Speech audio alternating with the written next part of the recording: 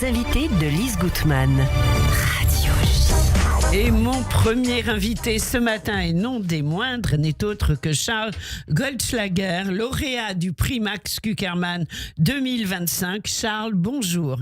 Bonjour Lise. Alors vous êtes cette année le lauréat du Grand Prix du Yiddish français pour toute votre action en faveur du Yiddish, et ce depuis des années. Vous savez que vous avez un nom très connu, même si parfois difficile à prononcer, et vous êtes connu grâce au réseau et surtout grâce à ce que vous avez fondé voici quelques années, je cite Yiddish pour tous, ce dont on vous remercie. Alors, Yiddish pour tous, c'est sur Facebook, c'est un site sur lequel on se nourrit de la langue et de la culture yiddish grâce à vous qui surveillez tout H24 et qui vous en occupez avec une énergie non dissimulée. Mais les actions de Charles Goldschlager, c'est pas seulement Yiddish pour tous avec des posts que les gens mettent et des petites chansons,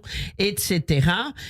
Au départ, c'était Yiddish pour les nuls qui est devenu Yiddish Faral, Yiddish pour tous, et aujourd'hui, vous avez des cours, vous avez des rencontres, entre autres au Café des Psaumes, et je suis ravie de vous recevoir ce matin pour que vous nous racontiez tout ça. Juste avant, j'aimerais dire que la cérémonie de remise du prix se tiendra à la mairie du 16e le lundi 15 septembre à 18h, et que ce serait vraiment bien si vous venez, même si c'est gratuit, pour des raisons de sécurité, de réserver sur www.culture-juive.fr/événement/prix-max-Kuckerman-2025, mais on le trouve très facilement sur culture-juive.fr. Alors, Charles, le yiddish, c'est depuis toujours ? Alors, merci de m'accueillir d'abord. Avec bonheur. Toujours content d'avoir une occasion d'évoquer la Mamelution. Oui.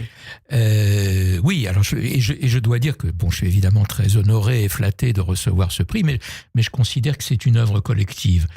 S'il n'y avait pas tous les gens qui interviennent, qui aident à aller aux différentes activités, alors même on si embrasse beaucoup, toute l'équipe, bravo, et ils seront tous là, on pourra les rencontrer le lundi 15 à 18h. Voilà.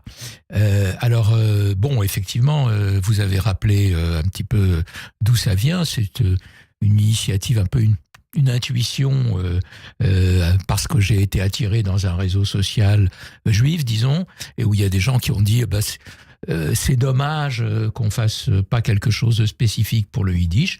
Bon, il se trouve que créer un réseau social, ça se fait en 3 clics quasiment. Oui. Et donc c'est de là qu'est venu, il y a maintenant 11 ans. Ça se fait en 3 clics, mais ça s'entretient. Attention. Oui, après, le vrai travail commence après. Tout le travail, c'est en yiddish, on dit c'est un sacré travail, on peut le dire. Hein. Oui, ça demande des efforts, mais oui. Bon, ça vaut la peine. Et donc, effectivement, au départ, c'était Yiddish pour les nuls, parce que ce que je voulais, il y a des centres, il y a des endroits hautement renommés à Paris, où les gens qui s'intéressent à la langue, à la culture yiddish, peuvent fréquenter et apprendre et recevoir beaucoup de choses. Mais, d'une part, tout le monde n'habite pas à Paris. Et d'autre part, il y a aussi des personnes âgées qui ont du mal à se déplacer, il y a des gens qui travaillent. Bref, l'idée, c'était de dire, maintenant, les réseaux sociaux sont en train d'exploser. Je parle de ça il y a 11 ans. Oui. On ne se rend pas compte à quel point ça a bougé en 11 ans. Donc, il y a 11 ans, c'était l'époque où Facebook est devenu un réseau très puissant, très populaire. Aujourd'hui, les jeunes ne vont plus tellement sur Facebook. Ils vont plutôt sur Instagram, voilà. TikTok, etc. À quand TikTok yiddish ? Non, j'ai rien dit. Il faut que j'apprenne le chinois. Voilà. et donc voilà. Et puis alors, on a commencé, et puis ça a fait très vite boule de neige en quelques mois. Aujourd'hui, on a dépassé les 19 000 adhérents. Donc, sur le réseau Facebook. Ça ne veut pas dire que tout le monde est actif, mais on a, bon an, mal an, chaque mois, environ 9 000 visites. ce qui est pas mal. Bien sûr. Ce qui est pas mal. Et donc, c'est tous les avantages. Et alors, ceci a encore été boosté au moment du Covid, parce que là, les gens se sont habitués à utiliser le virtuel. Et donc, ça a connu à nouveau. On peut presque dire merci au Covid pour le yiddish. En tout cas... On dit corona, je crois, en yiddish. Les gens se sont habitués. Bien sûr. Parce que pendant toute cette période, s'ils voulaient parler à leur famille, leurs petits-enfants, leurs copains, il fallait qu'ils passent par Zoom. Bien sûr. Et donc, ça, voilà. Bon, et puis progressivement se sont greffées là-dessus d'autres activités, je dirais un peu à la demande des membres qui ont dit c'est très bien le Internet, mais est-ce qu'on ne pourrait pas avoir de temps en temps la possibilité de se rencontrer ? Alors l'idée est venue de dire on va faire un ciné-club. Comme ça, Alors, le ciné-club, c'est extraordinaire. C'est un dimanche par mois. C'est au Majestic Passy. Et ça tourne évidemment autour de la Yiddishkeit. Alors, on trouve tout sur les réseaux, toutes les infos. Mais vous avez aussi une newsletter par mail. Alors, on envoie une newsletter par mail aux gens qui nous ont laissé leur adresse mail, n'est-ce pas ? Donc, si vous avez envie de recevoir cette newsletter, dites-nous-le. Le mieux, c'est d'envoyer un petit mot à yiddishpourtous@gmail.com. yiddishpourtous@gmail.com, super. Voilà, vous dites j'aimerais recevoir la newsletter. Voilà, et vous la recevez. Alors, il y a également, donc, c'est un site, j'ai dit, mais c'est aussi Radio Yiddish pour tous. Alors là aussi, ça fait partie des choses qui sont venues petit à petit. On dit, on a découvert que c'est pareil avec les radios Internet. C'est extraordinaire parce que ça ne demande pas de structure. Bien sûr. Ici, je suis dans une maison de radio. Radio J, bien équipée, sûr. Mais avec un ordinateur, on arrive à faire plein de choses. Oui. Bon, c'est pas aussi pointu, professionnel, ça s'entend, mais ça permet, je parle de radio Yiddish pour tous, on a gardé le label Yiddish pour tous, ça permet d'écouter H24 de la musique yiddish, de la chanson yiddish et un certain nombre d'émissions qui sont conçues spécialement pour notre radio. Voilà. Donc, Yiddish pour tous, un énorme programme.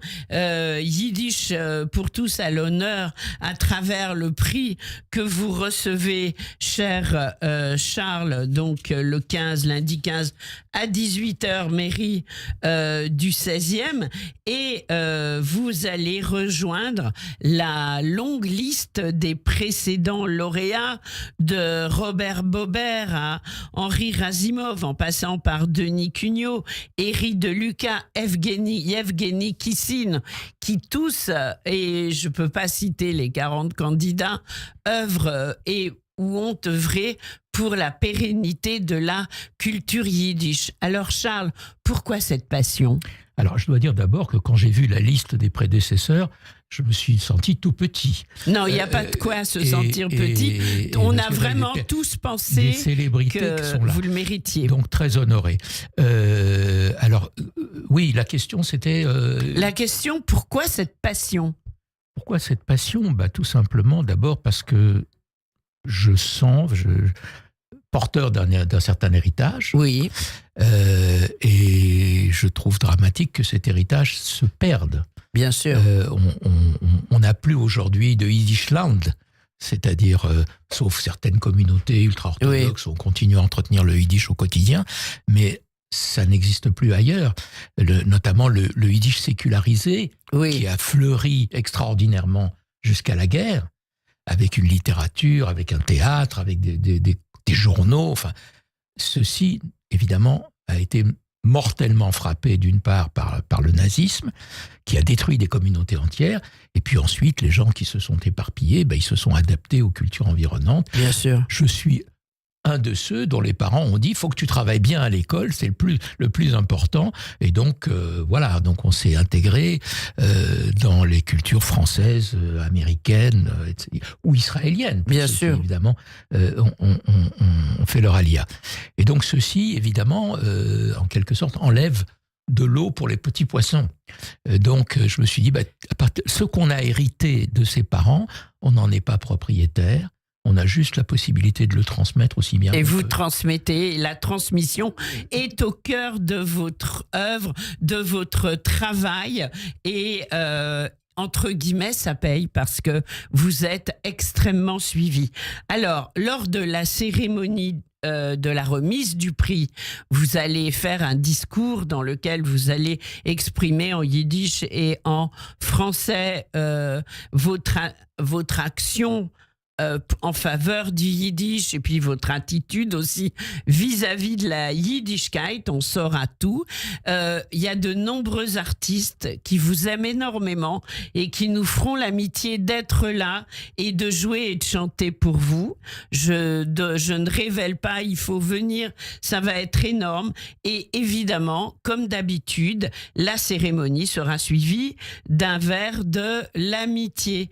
Donc vraiment, merci à Roger et Henri Kuckerman, j'avais envie de le dire. Merci à tout le jury qui a été, on peut le dire, unanime pour reconnaître votre immense travail en faveur du yiddish et de la yiddishkeit.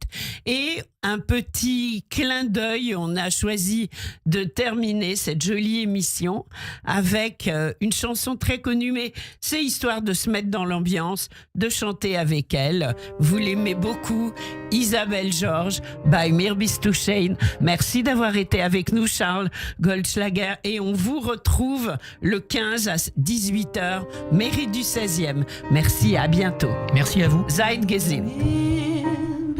Du schön, bei mir hast du rein, bei mir bist du ein Reif der Welt,